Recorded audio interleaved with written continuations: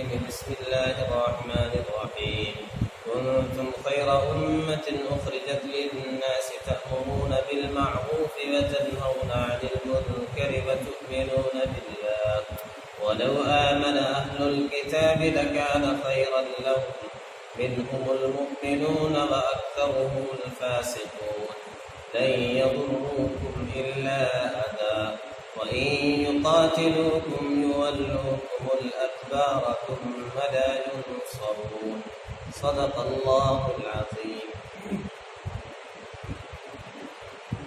یہ سورہ آل عمران کی آیت نمبر 10 اور 11 اس کی تلاوت کی گئی ہے۔ اس میں امت محمدیہ صلی اللہ علیہ وسلم کی فضیلت بیان کی گئی ہے۔ اسی صورت میں ماقبل میں مسلمانوں کے قبلے کو یعنی بیت اللہ کا افضل ہونا بتلایا گیا، اور اسی صورت میں نبی اکرم صلی اللہ علیہ وسلم کی افضلیت کو بھی بیان کیا گیا کہ کہا گیا کہ انبیاء سے عہد اور میثاق لیا گیا تھا کہ جب آپ صلی اللہ علیہ وسلم آ جائیں لَتُؤْمِنُنَّ بِهِ وَلَتَنْصُرُنَّ، ان پر ایمان لانا ہے اور ان کی تائید کرنا ہے، ان کی مدد کرنا ہے۔ اور قبلے کی فضیلت بیان کی گئی، ان اول بیت وضع للناس للذی ببکۃ مبارکہ۔ اسی طریقے سے قرآن مجید کی فضیلت بیان کی گئی کہ اس رسی کو مضبوطی سے جو تھام لے گا تو یہ رسی ٹوٹنے والی نہیں، بشرطے کہ ہمارے ہاتھ سے چھوٹے نہ۔ پھر اس امت کی فضیلت بیان کی گئی کہ تم بہترین امت ہو۔ اسی طرح سورہ بقرہ میں آیا کہ امت وسط ہو۔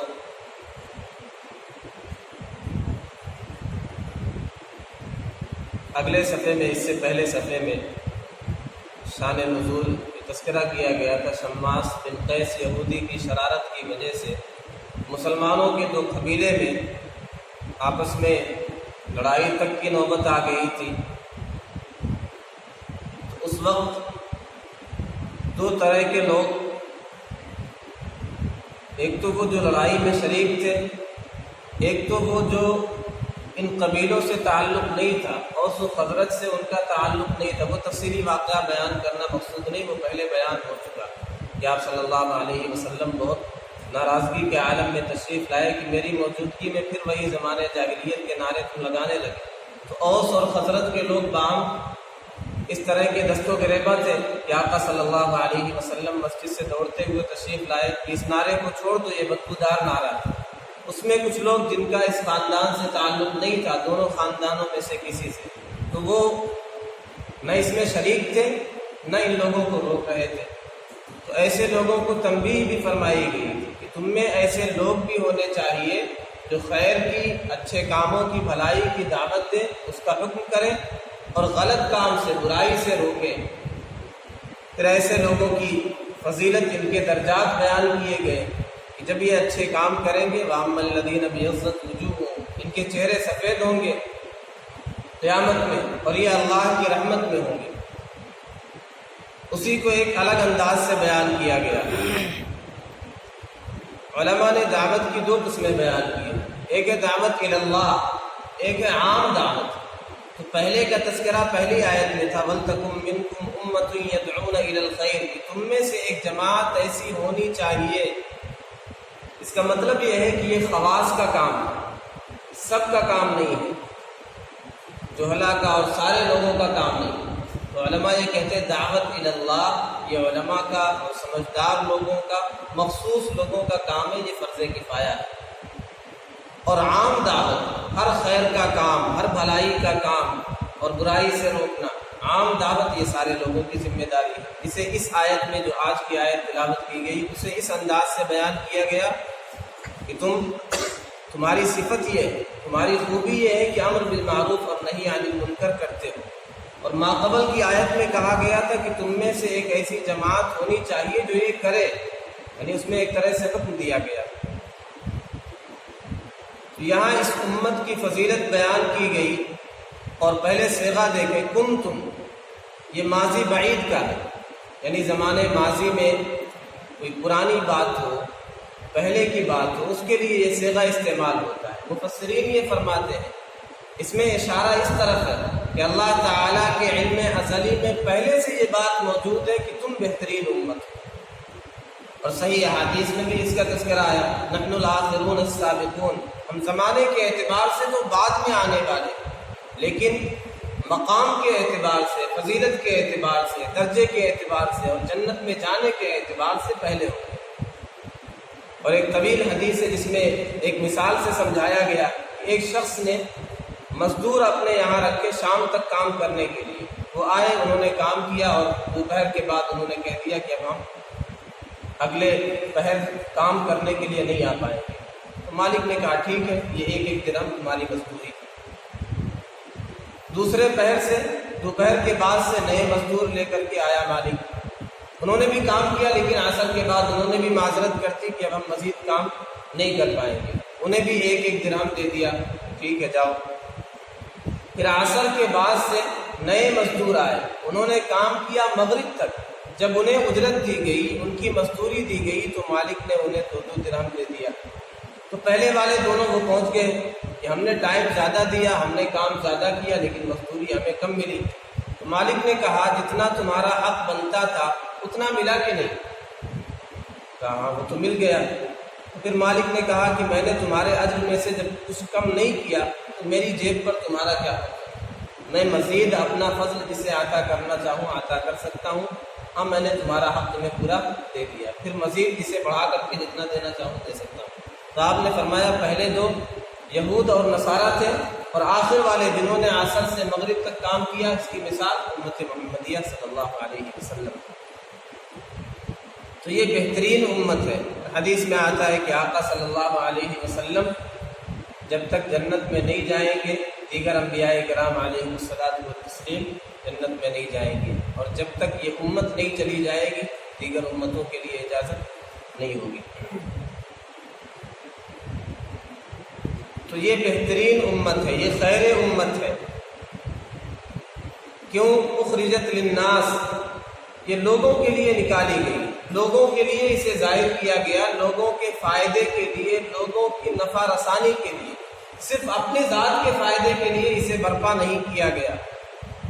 اور اس کی صفت یہ بیان کی گئی، تأمرون بالمعروف وتنہون عن المنکر، تم امر بالمعروف کرتے ہو، یعنی تمہاری صفت یہ ہے، تمہارے اندر یہ کوالٹیز ہے اور ہونی چاہیے، اگر نہیں ہے تو پھر اس کے مستحق بھی نہیں ہوتے کہ خیر امت کہلائے جائے۔ تم امر بالمعروف کرتے ہو اور نہیں عن المنکر کرتے ہو۔ علماء اور فقہاء نے لکھا ہے کہ ہماری جو کمائی ہوتی ہے اس کے درجات بھی اسی کے اعتبار سے طے کیے گئے کہ دعوت کا اس میں کتنا دخل ہے، کتنا دعوت کا کام اس سے ہوتا ہے، اسی کے اعتبار سے اس کی فضیلت بیان کی گئی۔ یعنی پہلے نمبر پر مال غنیمت کو رکھا گیا۔ مال غنیمت جو مال حاصل ہوتا ہے جہاد کے ذریعے سے، اعلاء کلمت اللہ کے ذریعے سے، بظاہر وہ مال تو ٹھیک ٹھاک نہیں ہوتا ہے، مشرکین کا ہے، یہود و نصارہ کا ہے، ان کے یہاں حلال و حرام کی کوئی تمیز نہیں ہوتی ہے، سود کا مال بھی ہو سکتا ہے اور شراب کی فروخت کا مال بھی ہو سکتا ہے، تو ان کے یہاں کوئی تمیز نہیں ہوتی، لیکن پھر بھی ملکیت تبدیل ہونے کی وجہ سے حلال اور پاک صاف ہو جاتا ہے، تو اسے افضل مال کہا گیا۔ کیوں؟ یہ اعلاء کلمت اللہ کے ذریعے سے یہ مال حاصل کیا گیا۔ پھر دوسرے نمبر پر فقہاء یہ کہتے ہیں کہ تجارت کے ذریعے سے جو مال حاصل ہو وہ افضل مال ہے، بہتر مال ہے۔ وجہ اس کے علماء یہ بیان کرتے ہیں کہ تاجر جب تجارت کرتا ہے، کاروبار کرتا ہے، تو اس کے پاس گاہک بہت آتے ہیں، کسٹمر بکثرت آتے ہیں، تو اسے دین کی تبلیغ کا موقع مل جاتا ہے، مسائل بیان کرنے کا، دین کی خوبیاں بیان کرنے کا، دین کی اچھائیاں بیان کرنے کا اسے موقع مل جاتا ہے۔ یہ الگ بات ہے، ہماری بدقسمتی ہے کہ ہم نے تجارت کو بس پیسہ جمع کرنے کا ہی ذریعہ سمجھا ہے۔ ہم اپنے ایک ایک عمل کے ذریعے سے لوگوں کو دعوت دے سکتے ہیں۔ مثال کے طور پہ ہم اچھی طرح ناپ تول کریں، اس میں کمی نہ کریں، جھکا کر کے مزید تھوڑا بڑھا کر کے ناپ کر کے دیں۔ عام طور پر لوگوں کی نگاہیں بہت تیز اس موقع پر ہوتی ہے کہ ڈنڈی تو نہیں مار رہے، کم تو نہیں ناپ رہا، اس میں آپ یہ بتلائیں کہ ہمارے یہاں تو یہ حرام ہے، قرآن میں اسے منع کیا گیا، اس پر شدید وعید ہے۔ آقا صلی اللہ علیہ وسلم کی تعلیمات یہ ہے کہ ناپے تو اچھی طرح ناپے، کم ناپ کر کے نہ کریں۔ اس طریقے سے دیگر اعمال ہم کریں، بہت زیادہ نفع نہ لیں، اس میں دھوکہ نہ دیں، صداقت کے ساتھ، امانت داری کے ساتھ ہم تجارت کریں، پھر اس کے ذریعے سے اسلام کی تبلیغ ہوگی، شریعت مطہرہ اس کے احکامات کی تبلیغ ہوگی، پھر اس کے ذریعے سے لوگ دین کی طرف آئیں۔ لیکن بدقسمتی سے جس طریقے سے آج تجارت ہوتی ہے مسلمانوں میں، لوگ متنفر ہی ہوتے ہیں، اور عام طور پر یہ عام جملہ ہے، لوگ کہتے ہیں کہ مسلمان اچھا کاروبار نہیں کرتے، وہ سامان بھی اچھا نہیں دیتے اور مہنگا بھی دیتے ہیں، دھوکہ دھڑی بھی کرتے ہیں، ناپ تول بھی ٹھیک نہیں کرتے۔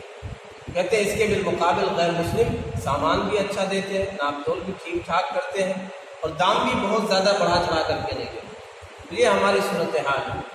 اس کے برعکس اسلام کے مطابق اچھے چیزوں کی دعوت ہو جائے، خیر کی دعوت ہو جائے، اسلامی طریقے لوگوں تک پہنچ جائے، اس ذہنیت کے ساتھ، اس نیت کے ساتھ اگر ہم تجارت کریں گے تو ایسے لوگوں کے لیے کہا گیا کہ انبیاء، صدیقین، شہداء کے ساتھ ان کا مقام حاصل ہوگا۔ التاجر الصدوق الامین مع النبیین والصدیقین والشہداء، وہ کما قال صلی اللہ علیہ وسلم۔ پھر اس کے بعد زراعت کا درجہ ہے، کاشتکاری، کیونکہ کاشتکار کھیتی باڑی کرنے والا، اس کے پاس بہت زیادہ لوگ نہیں آتے، تو اسے بہت زیادہ موقع نہیں ملتا تبلیغ کا، دعوت کا، اس لیے اس کا درجہ تیسرے نمبر پر رکھا گیا۔ لیکن بہرحال وہ جو کاشتکاری کرتا ہے، اس سے جو لوگ مستفید ہوتے ہیں، جانور کھاتے ہیں، کوئی چوری کر گیا، پرندوں نے کھایا، حشرات الارض نے کھایا، تو ان ساری چیزوں کی وجہ سے اس کے حق میں صدقہ لکھا جاتا ہے، ثواب لکھا جاتا ہے، تو اس اعتبار سے اس کا تیسرا نمبر رکھا گیا۔ تو اس سے اس چیز کی اہمیت اور فضیلت بھی معلوم ہوتی کہ دعوت کتنا اہم عمل ہے، کہ اس کی وجہ سے ہماری کمائی اور ہمارے مال، اس کے درجات بھی مرتب کیے گئے۔ یہاں امر بالمعروف نہی عن المنکر سے ہر طرح کا خیر کا کام ہے، ایمان کی دعوت پہلے نمبر پر ہے، کلمے کی دعوت پہلے نمبر پر ہے، لا الہ الا اللہ، الایمان بضع وسبعون شعبۃ فافضلها قول لا الہ الا اللہ، کہ ایمان کے مختلف درجے ہیں، 70 سے زائد شاخیں ہیں، سب سے افضل لا الہ الا اللہ کہنا ہے، پھر اس کے بعد دیگر درجات ہیں، اور ادنا درجہ راستے سے تکلیف دہ چیز ہٹا دینا۔ تو یہ ساری نیکیاں ہیں، خیر کے کام ہیں، اس کی دعوت دینا، یہ بھی خیر کی دعوت دینا ہے، امر بالمعروف میں شامل ہوگا، اور دیگر برائیاں اس سے روکنا، کفر شرک ہے، اور اس کے بعد بدعت ہے، خرافات ہیں، فسق و فجور ہے، غیبت ہے، ہر طرح کے زنا ہے، ہر طرح کی برائیاں سب سے روکنا اس میں شامل ہے، نہی عن المنکر میں۔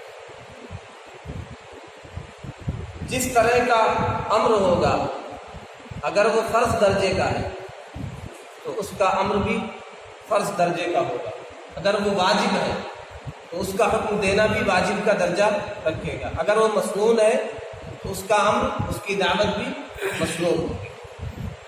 اسی طریقے سے اس میں بھی مراتب ہیں، یعنی نہی عن المنکر میں بھی یہ درجات ملحوظ ہے، حرام ہے تو اسی کے اعتبار سے بھی اسے روکنا بھی ضروری ہے، اسی درجے کا ہے۔ یہاں عام طور پہ فرق مراتب ملحوظ نہیں ہوتی، یعنی حرام کام کا آدمی مرتکب ہوتا ہے، اس پر اس شدت کے ساتھ نکیر نہیں ہوتی جتنی شدت کے ساتھ، جتنی سختی کے ساتھ نکیر ہونی چاہیے، اور بعض دفعہ ایک بہتر اور مستحسن کام، اسے چھوڑنے پر اتنی شدت سے وعید کی جاتی ہے جیسے کہ حرام کام کا ارتکاب کر لیا۔ مثال کے طور پر مفتی تقی عثمانی صاحب نے ایک صاحب کا واقعہ لکھا ہے کہ آئے، انہوں نے مسجد کا مینار دیکھا، ایک ہی مینار تھا، تو اس پر الٹی سیدھی باتیں کرنے لگے، یہ ایک ہی مینار ہے بتائیے، اور حالت یہ تھی کہ پاجامہ یا پینٹ جو بھی پہنا ہو وہ ٹخنوں سے نیچے تھا۔ یہ جو انتہائی برا عمل ہے، ٹخنوں سے نیچے کرنا حرام ہے، اس کی طرف توجہ نہیں ہے، وہ ایک مستحسن عمل، اس کی طرف زیادہ توجہ، اس پر شدت کے ساتھ نکیر فرما رہے ہیں۔ یہ فرق مراتب ملحوظ رکھنا، کس درجے کی کون سی چیز ہے، اس پر کتنی شدت ہونی چاہیے نکیر میں، یہ ملحوظ رکھنا چاہیے۔ ترجمہ دیکھیں، کنتم خیر امت اخرجت للناس، تم بہترین امت ہو لوگوں کے لیے، لوگوں کی نفع رسانی کے لیے تمہیں نکالا گیا۔ تأمرون بالمعروف، تم بھلائی کا حکم دیتے ہو، وتنہون عن المنکر، برائی سے تم روکتے ہو، وتؤمنون باللہ، تم اللہ پر ایمان لاتے ہو۔ یہاں دیکھیں، ایمان باللہ سب سے پہلے، ہر عمل سے مقدم ہے ایمان باللہ۔ ایمان ہوگا تبھی اعمال صالحہ کا فائدہ ہوگا، ہم سب جانتے ہیں، لیکن یہاں بعد میں کیوں رکھا گیا؟ مفسرین نے وجہ یہ بیان کی کہ یہاں خاص طور پر امر بالمعروف نہی عن المنکر کا مقصود ہونا، اس کی اہمیت کو بتلانا مقصود، اس لیے اسے پہلے رکھا گیا اور تؤمنون باللہ کو بعد میں رکھا گیا۔ اور اس وجہ سے بھی کہ آگے سے اس کا ربط برقرار ہے، اہل کتاب کے ایمان لانے کا تذکرہ ہے کہ اگر وہ ایمان لے آئیں تو ان کے لیے زیادہ بہتر ہے، اس سے مربوط ہو جائے، اس سے قریب یہ بات ہو جائے، اس لیے اسے بعد میں لایا گیا۔ وَلَوْ آمَنَ أَهْلُ الْكِتَابِ لَكَانَ خَيْرًا لَهُمْ، اگر اہل کتاب ایمان لے آتے تو ان کے لیے زیادہ بہتر تھا۔ اس سے یہ بات بھی واضح ہو گئی کہ اہل کتاب جو دیگر انبیاء پر ایمان رکھتے تھے اور پرانی کتابوں پر، آسمانی کتابوں پر ایمان رکھتے تھے، لیکن نبی آخر الزماں صلی اللہ علیہ وسلم پر ایمان نہیں لائے، ان کا وہ ایمان معتبر نہیں ہے۔ ہاں، آقا صلی اللہ علیہ وسلم کے آنے کے بعد آپ پر ایمان لائے، قرآن کو آخری کتاب مانا، پھر ان کے لیے، ایسے لوگوں کے لیے کہا گیا کہ آخرت میں ان کے لیے ڈبل اجر، دوہرا اجر۔ بہرحال تمام اہل کتاب کے لیے نبی آخر الزماں صلی اللہ علیہ وسلم پر ایمان لانا ضروری ہے۔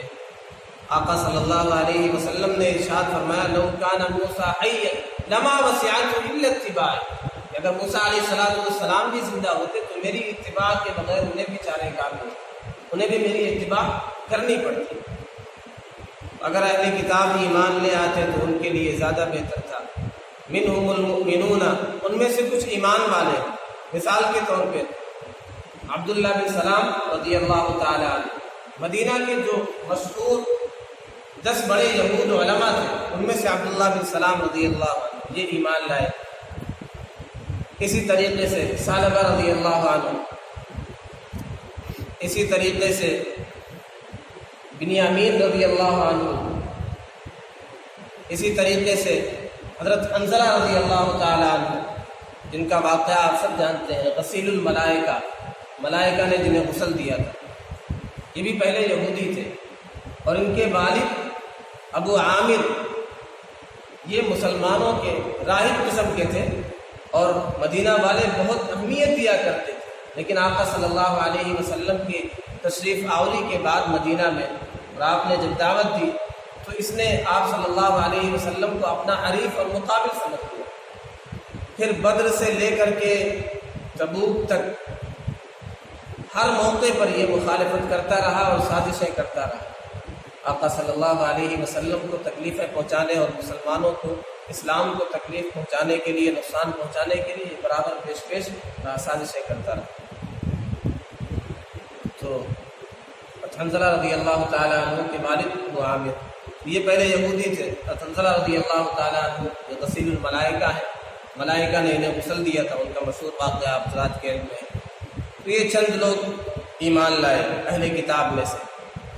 اسی طریقے سے نصارہ میں سے سلمان فارسی رضی اللہ تعالیٰ عنہ یہ ایمان لائے، اور مشہور سخی حاتم طائی کے صاحبزادے عدی بن حاتم، وہ بھی نصارہ میں سے تھے، وہ ایمان لائے۔ تو ان میں سے منہم المؤمنون، کچھ ہی ایمان لانے والے، وَأَكْثَرُهُمُ الْفَاسِقُونَ، ان میں سے اکثر فاسق ہے، نافرمان ہے۔ اللہ تعالیٰ نے قرآن کو پڑھنے، سمجھنے، اس کی تلاوت کرنے، اس کے مطابق زندگی گزارنے کی توفیق نصیب فرمائے۔ سبحان اللہ۔